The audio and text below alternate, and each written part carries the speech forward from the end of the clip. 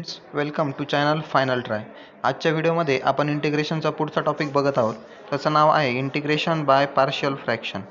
या टॉपिकचा एक क्वेश्चन परीक्षेमध्ये कंपल्सरी येतोच आणि कमीत कमी 4 मार्क्सला तरी क्वेश्चन विचारला जातो. आपल्याला क्वेश्चन दिलेला आहे integration of 1/x² + 4x - 5 dx. आता इथे क्वेश्चनमध्ये आपल्याला कुठेही दिलेलं नाही आहे की इंटिग्रेशन बाय पार्शियल फ्रॅक्शनने तुम्ही हा क्वेश्चन सॉल्व करा. तर आपल्याला दिलेलं फंक्शन बघूनच तो क्वेश्चन सॉल्व करायचा असतो.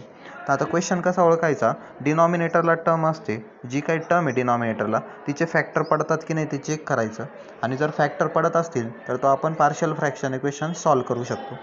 आता इथं बघा 4x आहे आणि लास्टला -5. आपल्याला अशा दोन व्हॅल्यू सापडायच्या आहे ज्यांची ॲडिशन 4 यायला पाहिजे आणि मल्टिप्लिकेशन -5 यायला पाहिजे. मग अशा दोन व्हॅल्यू कोणत्या आहे आपल्या, एक व्हॅल्यू +5 आणि एक -1. याची जर आपण ॲडिशन केली तर आन्सर 4 येईल आणि मल्टिप्लिकेशन केलं तर -5 येईल. या प्रकारे आपल्याला दोन व्हॅल्यू भेटल्या आहे म्हणजे आपण याची फॅक्टर पाडू शकतो डिनॉमिनेटरचे.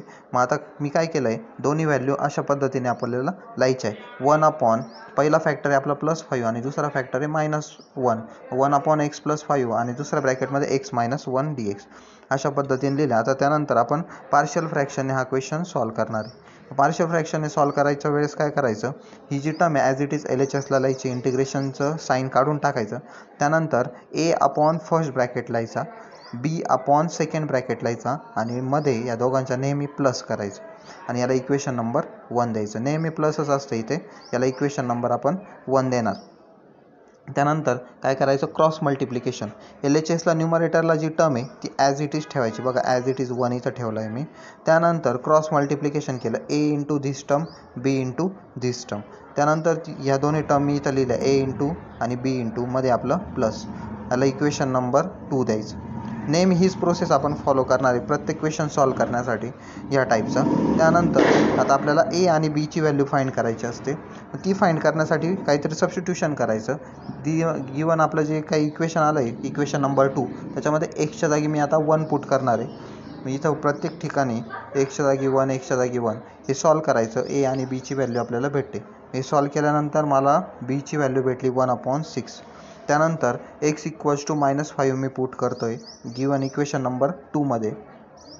म्हणजे मी आता एक्सच्या जागी -5 इथं एक्सच्या जागी -5 हे सॉल्व केल्यानंतर मला a ची व्हॅल्यू भेटली -1/6.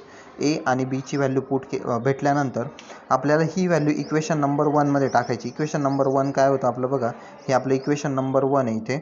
याच्यामध्ये आता मी काय करणार आहे, इक्वेशन नंबर 1 याच्यामध्ये a आणि b, बघा इथे a इथं b, इथं a आणि b च्या जागी आपण त्या व्हॅल्यू आता पुट करणार आहोत ज्या काही आल्या आहे त्या. पुट केल्यानंतर एक नवीन इक्वेशन आपल्याला भेटतं. बघा मी इथे इक्वेशन a मध्ये a ची व्हॅल्यू b ची व्हॅल्यू पुट केली, मध्ये आपला हा प्लस.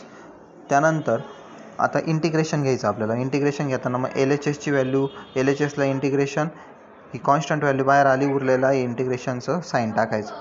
त्यानंतर आता इंटिग्रेशन मी सॉल्व करतो. LHS ॲज इट इज ठेवायचा, RHSचं आपल्याला इंटिग्रेशन घ्यायचं.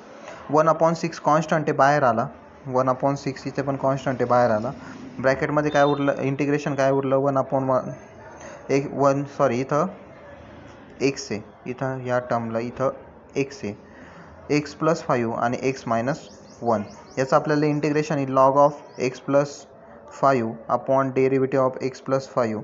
इथे आपल्याला integration he log of x - 1 आणि खाली एक्स्ट्रा टर्मचं डेरिव्हेटिव्ह. एक्स्ट्रा टर्म आपण कंपोजिट फंक्शन बघितलं त्यानुसार याचं इंटिग्रेशन आपण घेतलं. हे सॉल्व केल्यानंतर फायनल आन्सर मला हे भेटतं इथे. हे झालं आपलं फायनल आन्सर. अशा प्रकारे आपण इंटिग्रेशन बाय पार्शियल फ्रॅक्शनचा क्वेश्चन सॉल्व करू शकतो.